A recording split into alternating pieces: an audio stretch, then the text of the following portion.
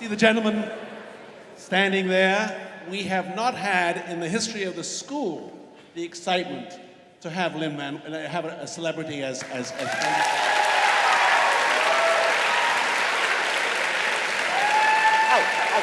Oh, I'm not gonna. I'm not. You all saw 60 Minutes. I'm not gonna go through the achievements. He's a genius. He's a creator. You don't need me. But he is also a cousin and a member in that sense of our community, and we welcome him, and we are so grateful. He must be the busiest man in New York at this point. And Miguel, his cousin, wants to say a few words. Hi guys. So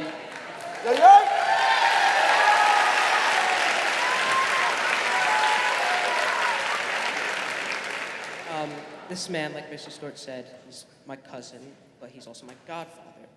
Now, people recently have been thinking that he's my uncle. He's not. His father is my great uncle, but because I think that saying great uncle sounds really stupid, I just call him my uncle. And since his dad is like my dad, he's like my brother at the same time. Super complicated. Best part about it is I got his room and I made it really red. So he's done a lot for me. I owe a lot of credit to him for like my taste in music and books, among things. And he's a wonderful man, and his name is Manuel Miranda.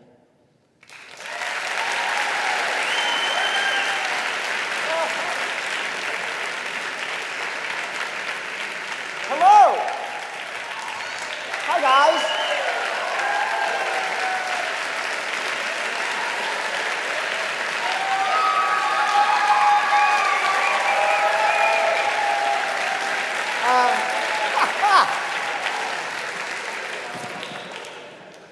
Well, this is my first time in this room. I didn't know I'd be taking y'all to church today. This is very exciting.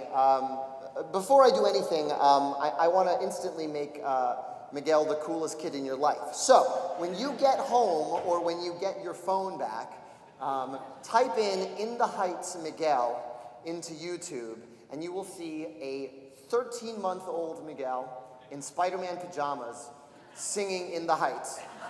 It's the cutest thing you'll ever see. And he's adorable. He's adorable. And thank you for the very nice things you said. I love you very much. So, how did we all get to be in this giant room with pews, and why am I talking to you today? It's really simple, actually. I went to Hunter across the park. I won the lotto and passed the 3 tests you have to pass and got into that school. And I figured out who I was by doing the 6th grade play. Now, the 6th grade play was the thing you aspired to all through elementary school, because every grade goes to see the 6th graders, which is the highest grade, do their play. And when I was in kindergarten, they did West Side Story. When I was in 1st grade, they did Fiddler on the Roof. And they did these huge musicals, and they took up most of the school day, so you didn't have class. You got to go see the 6th graders do a school play. And by the time we got to 6th grade in 1992, our amazing music teacher had run out of age-appropriate musicals for 6th graders. So we did 20-minute versions of the previous 6 years' musicals, which was a 4-hour show for our poor parents. But it was a lethal dosage of musical theater at a really young age. So, when I was 12 years old, I got to play a son in Fiddler on the Roof, a munchkin in The Wizard of Oz, a farmer in Oklahoma, Captain Hook, Bernardo in West Side Story. I was one of the only Puerto Rican kids in the school, so I had to play Bernardo. And most importantly, I got to play Conrad Birdie in Bye Bye Birdie. Does anyone know Bye Bye Birdie? Anyone know that show? Oh, all right. Okay, musical theater kids. All right. It's a pretty deep cut. But Conrad Birdie is basically like the Elvis Presley in this show. And every time he swings his hips, people faint and people cry. And I was 12 years old, and I was about 3 feet tall. And when I played Conrad Birdie wearing the gold jacket my grandmother made me, I would sing, honestly sincere, and all the girls had to pretend to be in love with I said, oh, I'm doing this for the rest of my life. So after Conrad Birdie, it was a wrap. It was a wrap. There was no going back. And I started auditioning for plays in high school. And I had this amazing 8th grade English teacher. His name was Dr. Rembert Herbert. Sounds like a character from a book, but that was his name. And I was in 8th grade, and I was writing, but I wasn't writing anything productive. I was just kind of writing poems about girls I liked in the back of the class. You know, Conrad Birdie was long in the past, and no one was fainting at my feet. And I wrote an essay for one of the assignments, and Dr. Herbert said to me, he wrote on my page, and I can quote it because I still have the essay. Lynn, this is a very well-reasoned and well-written essay. It confirms what I have been feeling for some time. You have been hibernating in the back of my classroom, coming out only occasionally when the subject interests you. It's a new semester, almost spring. Join us. And I can't tell you what that did. You know, I have a very supportive family, but he was sort of the first person outside of my family to say, you're a writer. If you want to keep writing, you're good at it, and you should do it. And he encouraged me to write plays for this student theater club that we had at Hunter called Brick Prison. It's named Brick Prison because if you've ever seen Hunter, it's a giant brick castle with no windows. And it's all student-directed, all student-written, one-act plays. And so he sort of nudged me in that direction, and I sort of wandered in that direction and never stopped. And so every year I was writing plays, just trying to get a play into Brick. They say all you need is a deadline, and that was my deadline. I started writing plays, and then I started writing musicals. I wrote a musical junior year called Nightmare in D Major, which was about, some of you will appreciate this if you're up to this. It was, the whole thing took place as a dream in this kid's head, and the villain of it was a fetal pig that got dissected in AP Bio that was coming back for revenge. My senior year, I wrote a musical about my first unchaperoned party in 7th grade, and it was called 7 Minutes in Heaven. And the songs I wrote for that were really the first ones that were really any good in terms of really the songs serving the story and advancing character. There was a song, the opening song, this kid named Justin, he's getting ready to go to this party, and he goes, well, I'm only just 13, there's a lot I haven't seen, but I know that I'll see a lot tonight. And you know the girls are all twice my height. And he sings about his friends and how they're all going. One of his friends is really good at talking to girls, and one of his friends lies and says he's a girlfriend in Canada, but no one's ever met her. And then there was another song. Oh man, if I had a piano, I would play it. But there's another song. We meet Beverly, who is sort of the girl side. She's going to this party too, and her friends are all putting on lipstick. And she's very confused by this whole situation. And she sings this song, and I'm going to just sing it for you a cappella, if that's okay. Is that okay? Okay. She goes, staring at my own eyes, I can see how much my face has grown. Is this what I look like when I'm old? 'Cause it's kind of strange. About to change. There is a party tonight. Amy hired a DJ to come and play. And I've been feeling sick inside all day. I wish Amy's parents hadn't gone away, because everyone's acting crazy. In 6th grade, everything was very clear. You guys go play, we're fine right over here. But suddenly, we're interested in what they have to say. They're just as stupid as they were last year. Well, that's not entirely true. Last week in Mr. Haig's class, Justin Gomez turned and smiled at me. I just turned and smiled back sheepishly. Turning crimson red, the blood rushed to my head. I thought to myself, oh God, my stomach feels strange, and my palms are all sweaty and gross. And my reflection is changing, and I wonder if I look this scared up close, 'cause I am afraid. I don't know what to make of 7th grade. I don't know what to make of 7th grade. Oh. Anyway, that's that song. I really like that song. It sums up 7th grade pretty well for me. Even though it's a girl singing it, it's exactly how I felt. And so I continued writing musicals. We put that up my senior year in high school. And the two kids who played Justin and Beverly, their first kiss was on stage, pretending to have their first kiss. It was a very meta moment for everyone.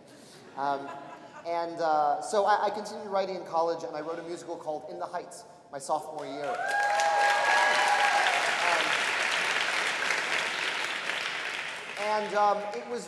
It was really different from the Broadway version some of you may have heard. It was 80 minutes. It was about this love triangle that's sort of set in Washington Heights. Usnavi was still there. How many people have seen In the Heights? Or heard In the Heights? Yeah, okay, cool. So Usnavi was still there, Nina was still there. Nina had a brother who didn't make it into the final version. But Nina didn't used to go to Stanford. She used to go to Yale because I was going to college in Connecticut, so I knew Yale pretty well. And Nina's song, her first song in the college version of the show, she had waiting on the Metro North train, I am going insane, waiting in pain for it to take me home. Finally, we leave the station, I am so impatient to get the F out of New Haven. Didn't say F, I really used the word. And get some time alone. And as I leave, all I see, I can't remember the words that I went. I'll sing you that one later. But that's a little bit of the college in the Heights, and that went really well. It went well for a number of reasons. One, because it was a Latino-themed show, I had to sort of search far and wide across campus to get my cast. It wasn't all theater kids. It was a few theater kids, but it was also just Latinos who were talented but weren't necessarily using theater as their outlet for dancing and singing. And as a result of that, everyone in college kind of had a friend in the show. Oh, we got to go see Ralphie, he's in the show. So people who weren't ordinarily coming to see student theater ended up coming, and it was a really big success at Wesleyan, which is where I went to college. And there were two kids who were seniors at the time who saw that show and said, when you graduate, well, we're graduating now, but we're starting a theater company, and we'd love to help you produce this in New York when you graduate. And I was like, sure, cast parties up the street. And they were as good as their word. They founded a company called Backhouse Productions, and they got in touch with me my senior year. And so the week after I graduated, I met Tommy Kail for the first time, and he was their partner in the company, and he's the director of In the Heights and the director of Hamilton. And we basically started talking. I said, oh, this guy is way smarter than me and has a million ideas on how to make In the Heights better. And if I can leave you with anything today, it's surround yourself with people who are smarter than you.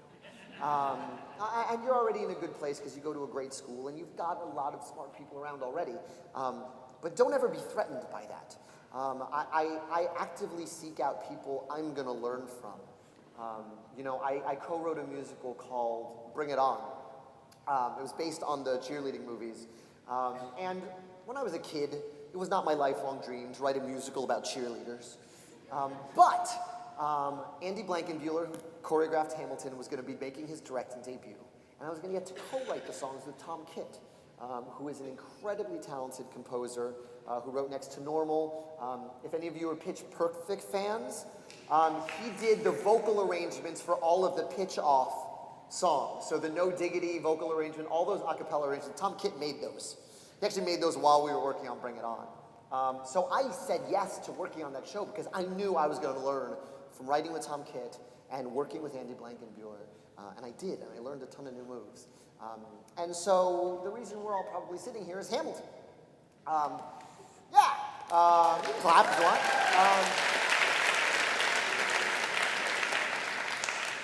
So I was on vacation from In the Heights on Broadway. and I was looking for a good book to read on vacation. And all I knew about Hamilton was what you probably learned in AP US history. He is the guy on the $10 bill, and he got shot in the duel. That's all I knew. And so I picked up the book. It had good reviews on the back. I said, well, this will have a cool ending. Guy getting shot. And so I picked up the book, and as I was reading it, I just felt like this is the most hip-hop story I've ever heard in my life. This is a guy who was born in the Caribbean, born in Nevis, spent his childhood in St. Croix. Dad leaves, mom dies when he's 12 years old. Makes a living for himself, working as a clerk, reading, writing, educating himself. There's a hurricane that destroys St. Croix, and he writes an essay about the carnage, sort of a first-person account. And this essay is so good, they use it for relief efforts for the island, and they take up a collection to send him to not the United States, that didn't exist yet, but to the colonies to get his education. So he literally wrote his way out of his circumstances. He was writing poetry, he was reading everything he could get his hands on. Gets to the colonies, starts writing about the revolution, about how we have to revolt against the British. Becomes a soldier, writes his way into Washington's good graces. Washington is basically the Dr. Dre to his Eminem, or the Lil Wayne to his Drake. He's the elder statesman that allows Hamilton to have respect and rise in society. And, but Hamilton thinks he's the smartest guy in every room and catches beef with every other founding father. Thomas Jefferson hates him, John Adams hates him, Madison was friends with him at first, but then hates him. And so in our show, we have these rap battles between Hamilton and Jefferson that are not just rap battles about, I'm the best rapper, you stink, but really are rap battles about what kind of country are we gonna make. So Jefferson comes in, and he's been in France, so he doesn't really know what's going on. He just kind of comes in and goes, life, liberty, and the pursuit of happiness. We fought for these ideals, we shouldn't settle for less. These are wise words, enterprising men quote them. Don't act surprised, you guys, because I wrote them. Ow. But Hamilton forgets. His plan would have the government assume state debts. Now place your bets as to who this benefits. The very seat of government where Hamilton sits. Hamilton, not true. Ooh, if the shoe fits, wear it. If New York's in debt, why should Virginia bear it? Our debts are paid, I'm afraid. Don't tax the South, because we got it made in the shade. In Virginia, we plant seeds in this ground. We create. You just want to move our money around. This financial plan is an outrageous demand, and there's too many damn pages for any man to understand.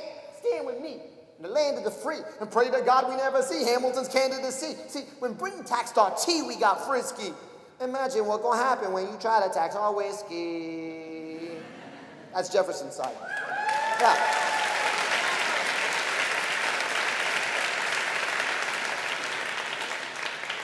Hamilton responds, Thomas, that was a real nice declaration. Welcome to the present, we're running a real nation. Would you like to join us or stay mellow doing whatever the hell it is you're doing, Monticello? If we assume the debts the union gets, a new line of credit, a financial diuretic, how do you not get it? If we're aggressive and competitive, the union gets a boost, you'd rather give it a sedative? A civics lesson from a slaver. Hey neighbor, your debts are paid because you don't pay for labor. We plant seeds in the South, we create, you keep ranting. We know who's really doing the planting. And another thing, Mr. Age of Enlightenment, don't lecture me about the war. You didn't fight in it. You think I'm frightened of you, man? We almost died in the trench while you were off getting high with the French. Thomas Jefferson always hesitant with the president, reticent, there isn't a plan he doesn't jettison. Madison, you mad as a Haddison, taking medicine. Damn, you in worse shape than the national debt is in. Sitting there useless as two shits. Hey, turn around, bend over, I'll show you where my shoe fits.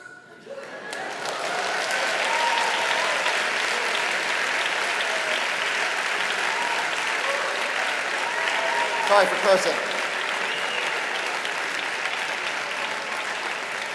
So, rap battles, not about your mom or fights, but about the fate of our country. Which financial plan, which version of America are we going to make? And so I've been writing that for the past 6 years. We opened at the Public. Gosh, it feels like years ago, but we only opened this past January. And then we moved to Broadway this summer. And we opened in August. And it's going pretty well. All things considered, I'm here talking to you. And that's how we all got in this room. But it's all because of Conrad Birdie. So I want to hear your questions. It's your time.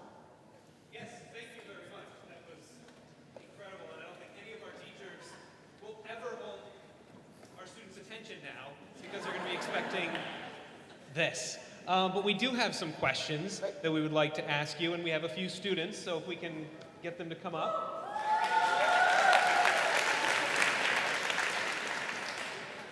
Hi, Hi. my name is Kayla Gardenberg. I'm Yep. a senior here at York Prep, and my question is, how long does it take to develop a show like Hamilton, and what are the steps you take along the way?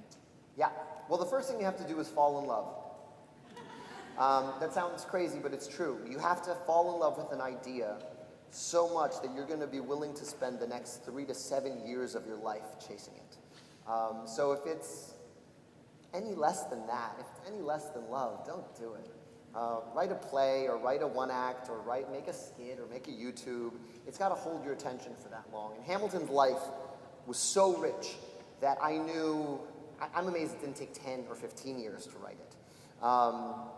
But it started with just sort of falling in love with that idea, Hamilton as a hip-hop story and a hip-hop narrative. And then I started doing research and writing the songs, really slowly at first, and then building up speed as I knew more and more about my character. So it took me a year to write the opening number. It took me a year to write my shot. Then Tommy Kail finally said, you have to write faster than a song a year. We set a deadline. I did a concert that I wrote 11 songs for about 6 months after he said that to me. And then we worked towards getting a really good Act 1, which covers Hamilton's life from birth all the way to the beginning of Washington's administration. So winning the whole Revolutionary War and the time after the war. And that section took about 5 years, and then Act 2 only took about a year and a half. Because by then I'd set up all the characters and I knew what was going on. And then it was like it was like setting up a really good domino rally. And in Act 2 you just kind of go, boop, and you knock it down. Because it is a fall. He rises, but then he also falls.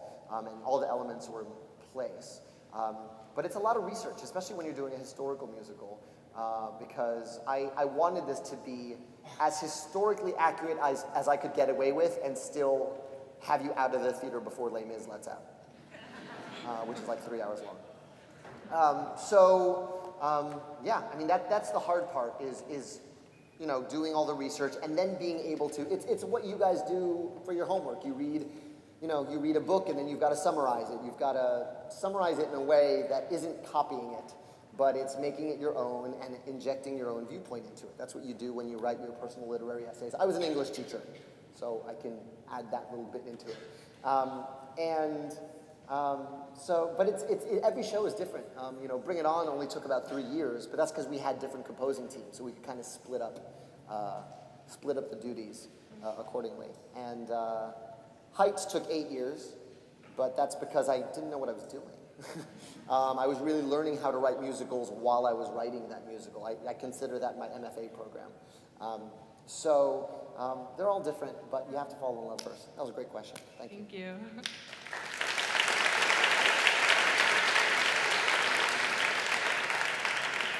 Hi, Lynn. Hi. My name is Daniel. I've been huge fans. My mom right here, she took me to see In the Heights when I was a youngin'. And we've been to Freestyle of Supreme, Hamilton, everything. Oh, great. The works. So my question is, what advice do you have for aspiring writers and or performers? What advice do I have for aspiring writers and or performers? Well, just do anything that can get you to do it. Whether it's performing or writing, get busy doing the thing. I really think of your creative outlet as it's like a faucet. Open a faucet that hasn't been used before. You know how sometimes there's like rust and there's like brown stuff that comes out and it's kind of gross until you get to the clear water. That's what practicing is like. You've got to get through all the brown gunk before you can get to the clear stuff, the good stuff. And so, you know, I've written a lot of terrible plays, you guys. And I've written a lot of terrible songs. But I've also, the other thing you do is you study what you like. It's important to know what you like and know what you don't like. And when you don't like it, you have to know why you don't like it. This sucks is not a good answer. It's not a good answer because it doesn't help you get better. If you find yourself at a show or watching a movie, maybe you went to a movie with your friends and you're like, I hate this movie so much, and we're gonna be here for 2 more hours. Step outside yourself and think, why do I hate this movie so much? Is it the acting? Is it the, is it the cinematography? Is it the writing is really bad? Begin to mentally deconstruct why you love things and why you don't love them. That makes you a better writer and it makes you a better performer. When you see actors that you love, you go, what is it about that that's so good? Why can't I take my eyes off this person? When you see people you hate, you go, all right, he sucks. Why does he suck so much? That's important. It's important to examine your own feelings about the work. That's how you become a better writer. And you'll end up imitating actors you like and writers you like. But that's okay. That's how you figure out who you are. All my early songs sounded like Rent because I loved Rent. I was kind of subconsciously copying it. And then somewhere along the way, I stopped in falling short of Rent and chasing other influences. I sounded like myself. And that's when I got to the clear water. Thank you. Thanks. Hello, Mr. Miranda. My name is Charlie Stevens. I'm a senior here at York. So we all saw you on Jimmy Fallon do your freestyle rap using the Wheel of Freestyle. If I gave you 3 words, would you be able to freestyle for it? Yeah. The 3 words are... Wait, there's a condition though. Okay. You have to beatbox. You gotta have some skin in the fight, baby. Oh, man. All right, let's do it. So your 3 words are York Prep, Panthers, and Pride. York Prep, Panthers, and Pride. Great. Do you want a slow beat, fast beat? That was nice. All right. You hold this. Thank you.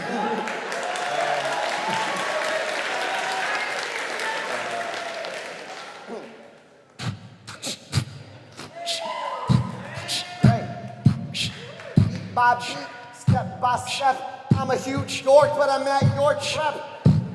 Yeah, and that's how I slide. I move really smooth like a panther glide. Oh, yeah, was that damn hot? Did you say Panthers because that's your mascot? All right, well, I'll leave it to the side and leave y'all repping York Prep with pride. Thank you. Nice beatbox.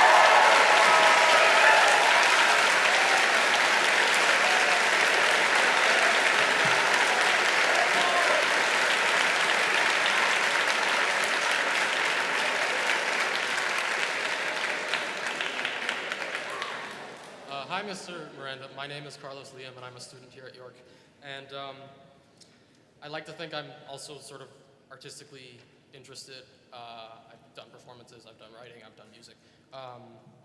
So my question is, do you ever have stage fright? Or did you ever have stage fright, and how do you deal with it, especially in the context of... This is a great question. I was very nervous just now, rapping about Panthers at York Prep. I think stage fright's important. Not to the point where it won't let you go on stage, but fear's great. Fear can be rocket fuel, and I mean that in every sense. If you use it right, you're gonna blast off. If you use it wrong, it blows up your ship. And that's important. I always say, if you're not nervous getting on stage, that's when you should quit whatever show you're in. I've met those people in my life. I've met people who were 6 years into their run of their Broadway show and they got to get on. I once saw a lady fall asleep, almost fall asleep on stage in a show, and it's like, get out of that show. Go do something that challenges you. Being afraid is good. It forces you to concentrate, and it forces you to sort of step your game up and rise to meet the occasion. There are points when it feels like it's too much, and the only kryptonite we have against debilitating fear is preparation. It's rehearsing the thing until you know it cold. You can say it in your sleep. The crazy thing about freestyling is it's something I've been doing for 15 years nonstop. I just know what words rhyme now. Like, I don't need a rhyming dictionary anymore. I am one. But that was years and years of practice, so that when someone asks me, can you freestyle, I'll go, okay. But it came from preparation. And it comes from, that's the only, that's what you use to protect against it, and just really rehearsing so that you can use that rocket fuel right. Thank you. Thank you, Carlos.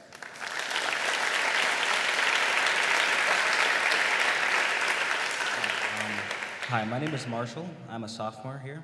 And I was wondering if when you were writing the play Hamilton, did you ever refer to the Federalist Papers? And also, would you consider yourself a Federalist or anti-Federalist? Woof. A social studies question. Great question. Yes, I did read the Federalist Papers, and they're fascinating. I don't think they knew at the time. It took about 6 months to write the Federalist Papers. And it was Hamilton, Madison, and Jay. Jay wrote 5 and pooped out.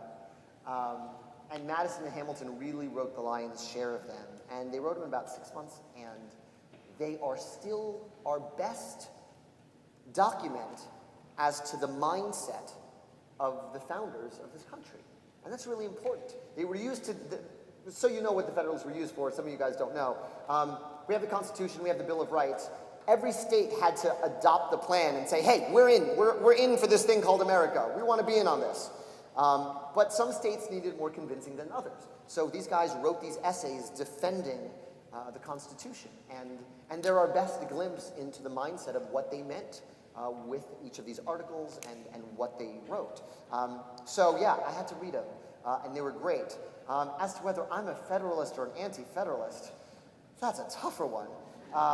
I believe that government can be a force for good. There are areas where I'd like it more involved in my life than others. I'd like it involved in regulating the number of guns that we have in our country. I think it's crazy. I think that's one of the original, I think there are several original sins in our founding. One of them is slavery, which it took a civil war to get rid of, and we're still feeling the effects of today. And I think the other one is the way we interpret the right to bear arms. I don't think the founders envisioned a world in which we can shoot 90 bullets in a minute. They didn't see that coming. I'd like the government involved in that way. There are places where, you could leave me alone. So I'm kind of in the middle. Thanks.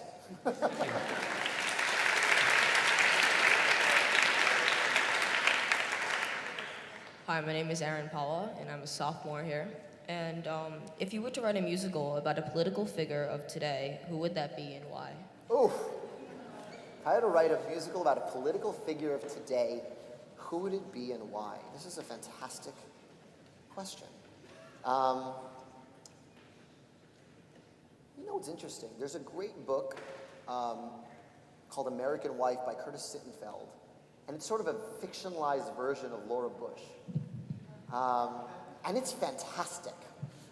It's good reading, and I would recommend you read it because it's sort of, she's a librarian who married a guy who drank a lot and owned a baseball team and ended up being leader of the free world. And that journey is kind of an extraordinary one, so that's kind of a good one. Then again, there's a great composer named Michael John LaChiusa who wrote something called The First Lady Suite. So I think it's taken. I'm trying to think of any other ones that are pretty good. Obama's story is very unlikely. That's about as unlikely as Hamilton's story. But God, so many characters. Kenya. That would be a tough one to compress. That's a good one too. All right, thank you.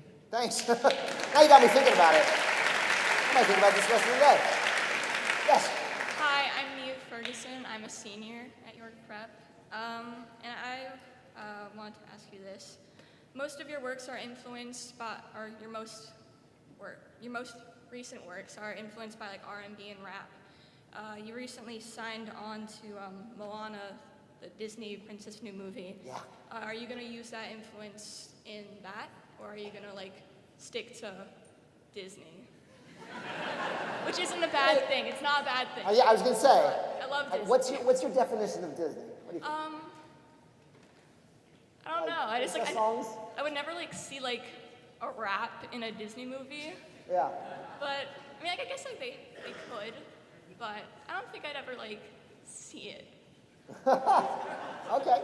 Well, that's a great question. I'll tell you a little. I'll tell you what I know about Moana. I've written a few songs for it already. So I'm writing the score to a Disney animated musical that comes out in a year, and it's called Moana, and it's about this.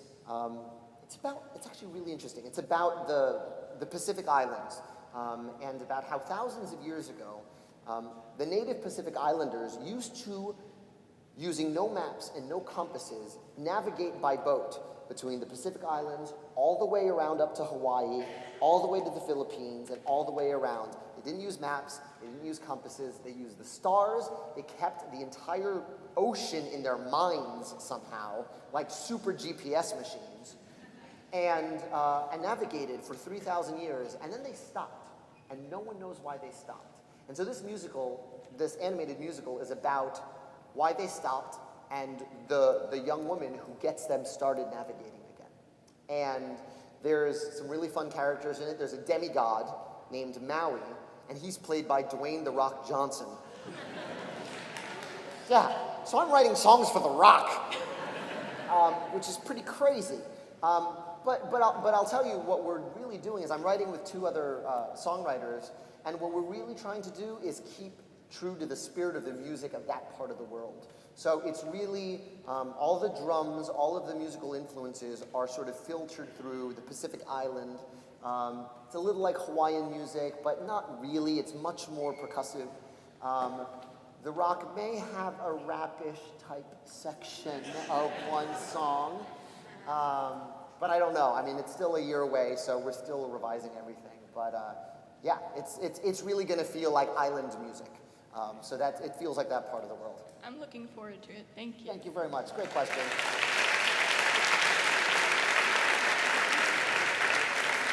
Hi, my name is Bennett Ornstein. I'm in 7th grade, so 7th grade represent. My question to you is, in the future, who would you like to work with for any other project? Oh, my list is so long. I've gotten to work with so many of my heroes already. I got to work with Stephen Sondheim on the last revival of West Side Story. I did the Spanish translations for that. I got to work with Stephen Schwartz on a musical he wrote called Working. He asked me to write 2 new songs for that. And the fun thing I'm making right now, which will probably come out around March, is we're doing something called the Hamilton Mixtape. We're having hip-hop and R&B and pop artists cover songs and do inspired by songs from the cast album.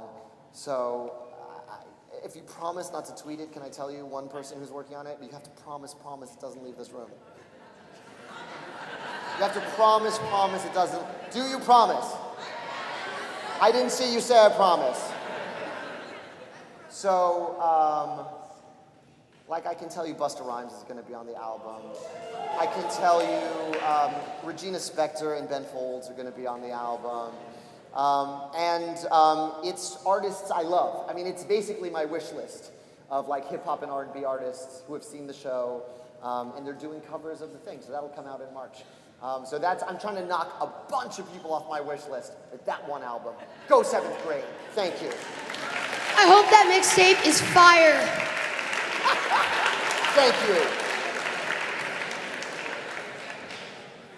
Hi, I'm Kate. I'm a senior, and I was wondering, when you were going into college, did you have any idea of what you wanted to do, and did you ever imagine making it as far as you have with theater? Fantastic question. My whole life, I thought I was going to be a film major at NYU. I spent my childhood making little animated movies, that was my whole thing. And then I got to senior year and realized, oh, that means I have to live in New York, and that means I'll probably still live with my parents in college. I can't do it, Leo. I just can't do it. And so I said to my parents, I'll go anywhere, but I don't want to go to NYU. And they thought I was handled, and they got all stressed out. So I knew I liked theater, and I knew I liked film, so I only applied to schools that let me double major in those things if I chose to do that. And that shortened my list by a lot, actually. So I applied to Wesleyan, and Vassar, and Hampshire, Brown, and one other one I can't remember. But I sort of led with my interests because that's what you should be doing. Lead with your interests. That's what you're going to do. And you're going to find other interests along the way. That doesn't mean the thing you're interested in now ends up what you're doing. That's okay. I thought I was going to be a film major, and I found myself doing so much theater that I ended up not declaring a major in film because I was like, well, I'm too busy making shows to take the required film classes. So it's about having a plan, but it's also following your interest once you get there, because the thing that captivates you is going to be the thing you want to follow. So I wish you luck. Seniors. Thank you. You just took your SATs, right? Oh, God. I have a stomachache on your behalf. Hi, I'm Max Nussbaum. How much did your time at Wesleyan shape you as an artist? Was there a particular teacher or course that inspired you? What advice can you give our students about how to take advantage of their college experience? I'm going to save your life and start by telling you, this is the best way to think of it, every time you cut class in college, you just cost your parents $800. And that was true when I went to college, when it was cheaper than it will be for you. So don't cut class. It's super expensive. Two, I really credit Wesleyan with a lot of my education. Not so much I learned a lot in theater, and what was great about the theater major, it wasn't a musical theater conservatory. It wasn't like I was learning about musicals. It was all drama. I learned about Oedipus, and I learned about Albee, and I learned, Sam Shepard, and got a really wide-ranging education, and they also focus on making you do everything. So I can hang lights. I know a source 4 from a Fresnel. I can stitch some pants. They make you sit in the tailor's office. You have a certain amount of credits you have to do in every arena, and that's great, because when you go into the real world and you're working with lighting designers and you're working with costume designers, you don't know their field, but you can kind of know a little bit what you're talking about. So that prepped me very well. I think one of the classes that in retrospect showed me the most was a great class called The Gospels and Christianity by a guy named Ron Cameron. And I thought it was going to be like Sunday school, like the Sunday school I grew up with. I was Catholic growing up. And it wasn't that at all. It was about the books that were written around the same time as the Gospels that didn't make it into the Bible. Which you're like, what? Huh? But the Bible, it's the Bible. It's always been the Bible. Well, yeah, but there were actually other stories that were around the time that were also about Jesus and also about this time. And it got me thinking about history in a very kind of meta way, which is the way we interpret history is entirely through the filter of who gets to tell it. And that's a big theme in Hamilton. You're going to have a very different afternoon than I did, and your account of what we went through will be totally different from mine. And depending on whose version goes out into the world, that's history.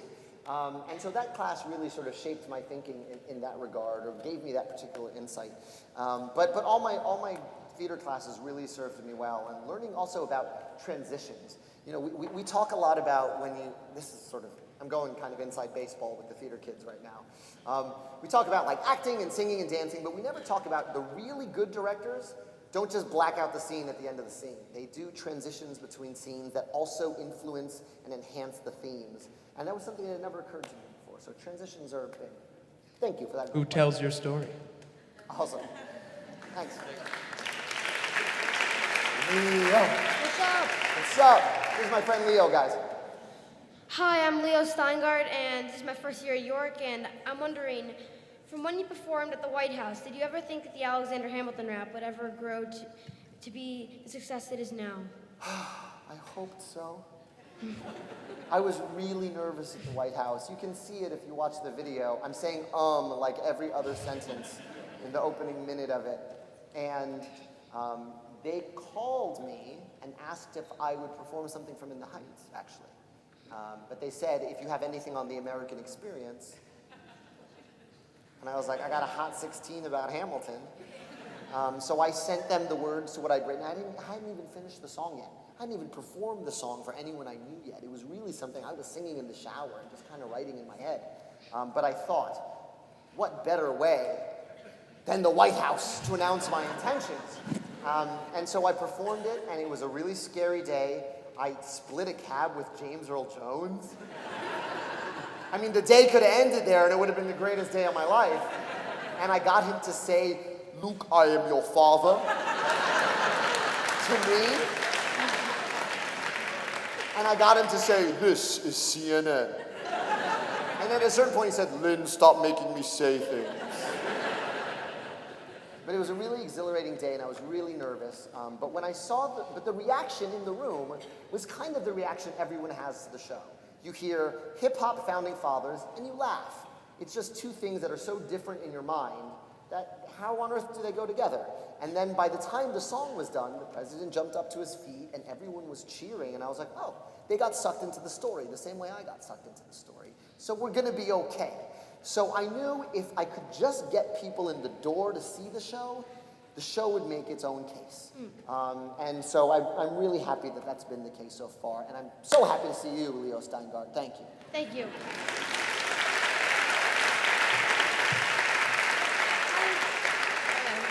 So I'm Isabella Ding. I'm a junior here at York, and I was wondering how you think your work impacts or inspires other people. How my work impacts or inspires other people. It's hard, actually. You know, you think about, when I was in the Heights, there was a woman named Priscilla Lopez. And Priscilla Lopez, the teachers know who she is. She was one of the original actors in a chorus line on Broadway. And her story was actually, the way they wrote a chorus line was they interviewed a bunch of dancers, and they took their stories and musicalized them. So she kind of is a playwright. And I remember she turned to me when In the Heights opened, and she said, "You've thrown a rock in the pond. You have no idea what the ripples are going to be." And the ripples are starting to come back to me. Within the Heights, I have actors who come up to me and say, "I've played Kevin in 3 different cities, and I've played Piragua Guy in 2 other cities, and I'm a big, older Latino dude who has a career in the theater because of your show." And that makes me really happy. There's a new musical that opened on Sunday called Allegiance. It's written by George Takei of Star Trek fame, and stars Telly Lung. If any of you watched Glee, he was on Glee. He was one of the Warblers. He actually went to my rival school. He went to Stuyvesant. He's my age. And I found out that the reason they started writing that show was because George Takei came to see In the Heights. There's a song about the dad not being able to provide for his daughter, and George found himself weeping at the show, and he couldn't understand why. He's not a crier, and he said it reminded him of his father and what his father had sacrificed during World War II, and that was the beginning of them writing that show. So again, you throw the rock in the pond, you have no idea what the ripples are going to be. And I felt very proud to be a part of the creation of that story in my weird, tangential way. And as for Hamilton, we're just seeing the beginning. The immediate reaction is I'm getting a lot of dub smash videos of people lip syncing Hamilton at me on Twitter. And I'm getting a lot of like whatever that a cappella app is of people just like singing along with themselves. These guys know what I'm talking about. And yeah, people are sending me tons of those. But I think what's exciting is what people are going to write when a hip-hop musical is not a novelty. It's just what musicals sound like to them. So what's the next incarnation of that going to be? I'm really excited to see it. And I'm really excited for when you guys do Hamilton at your school. The high school play thing, that's when I know I've made it. Because remember, I'm here because of Conrad Birdie. So that's to me the marker of success, is when schools start doing your show. Thank you for a great question. Hi, my name is Dylan Brown. I'm a junior, and my question for you is, what do you think the Founding Fathers can teach us today? What do I think the Founding Fathers can teach us today? This is a fantastic question. Founding Fathers, contrary to popular belief, were not gods, were not carved from stone, did not receive commandments from on high. They were flawed, and they were petty, and they were sometimes mean and vindictive. And all that stuff is in our founding documents. Slavery is in the Constitution because we needed the South to be involved, and they were not willing to part with it. The Civil War, we would never have had a Civil War, but we would never have had an original 13 colonies because they were like, we're not doing it. We're not giving up our way of life, even though our way of life was this brutal, brutal system. So that's a flaw in the Constitution. Hamilton and Jefferson are flawed men. Jefferson wrote more eloquently about freedom than anybody. Life, liberty, and the pursuit of happiness. We hold these truths to be self-evident that all men are created equal. He also owned over 600 slaves. So he was talking about it, but he wasn't living it. Not in any real way. Hamilton just never knew when to shut up. Hamilton had an affair, cheated on his wife, was extorted. This couple extorted money from him to keep it quiet. And 3 of his political enemies come up to him and they say, we know you're embezzling funds, you're misusing treasury funds. And he writes a pamphlet, a 95-page document, saying, no, I was just having this affair with this lady. I wasn't embezzling funds. I'm a really good public servant. I'm just not a very good guy. And he blew up his life. He ruined his political career to prove that he was an honest public servant, which in a way is courageous and in a way is really dumb. It's a little of both. And these are the guys who created our country. It gives me hope to know that. I know that sounds weird, but there was never a perfect country that we're sort of, that's what you'll hear if you listen to the news. They'll go, oh, well, if our founders had imagined this. They always use the founders as this bar that we can't reach. Guys, there were always compromises, and there were always squabbles, and there were always fights, and we were never perfect. And we're not perfect now. We're all flawed.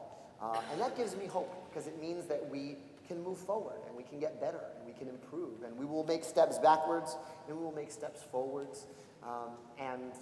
That gives me hope. So what the founders teach me is in their humanity. In their humanity, I find hope and patriotism. Thank you. Thanks.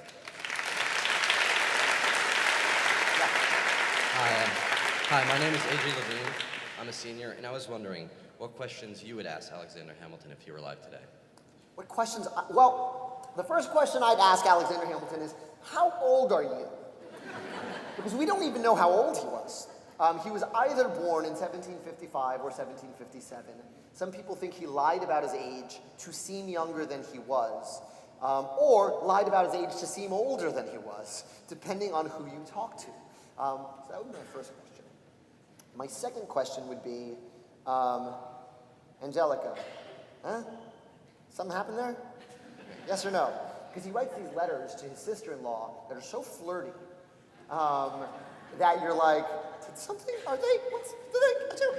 I don't write like this to my wife's siblings. So I would kind of ask, is there anything going on there? What else would I ask him? I guess I would ask him, did you ever want to see any other part of the world? Because, he comes from the Caribbean, and he basically stays in New York and Philadelphia. That's about it. All the other founding fathers traveled the world. Even Washington got to England. Jefferson traveled widely. Adams traveled widely. Hamilton was like a lifer. He was like a lifelong New Yorker, and that makes me really happy. I feel like a lifelong New Yorker.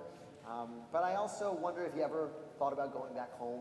His father lived for a long time. He had a brother that was alive the same time as him, who stayed on the island. His brother, when his mother died, his brother got apprenticed to a blacksmith. So basically, had the good life while he was still sort of foundering by himself. And his brother stayed a blacksmith on the island while Hamilton went on to create our country. And I always wondered if he wanted to go back and visit him. That's some of the questions. I have a million more. That's a great question you asked. Thank you very much. Thank you.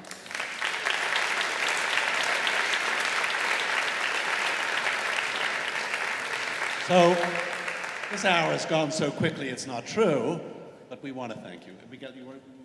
You can say, words fail me to thank you because it has been such a magical time. Really, really magical. And thank you so much. Thank you. Thanks, guys. Thank you, Lynn. Thank you, Al. Love you.